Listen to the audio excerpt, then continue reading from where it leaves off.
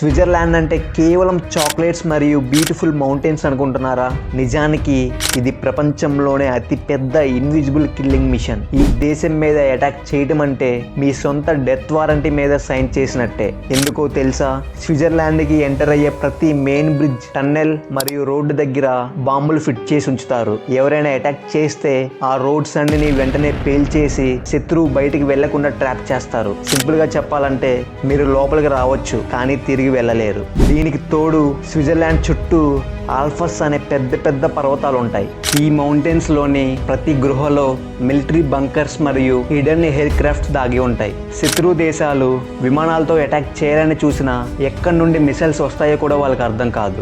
అంతేకాకుండా ఇక్కడ ప్రతి ఇల్లు ఒక మినీ బంకర్ లాంటిది. ఎందుకంటే మిలిటరీ సర్వీస్ కంపల్సరీ అవడం వల్ల ప్రతి సిటిజన్ ఒక ట్రైన్డ్ సోల్జర్. అందుకే రెండో ప్రపంచం యుద్ధం జరిగినా ఎవ్వరూ స్విట్జర్లాండ్ మీద అటాక్ చేయాలని సాహసం చేయలేదు. ఇది వాళ్ళ న్యూట్రాలిటీకి వెనుకున్న అసలు రహస్యం. స్విట్జర్లాండ్ ప్లాన్ మీకు ఎలా అనిపించిందో కామెంట్లో చెప్పండి.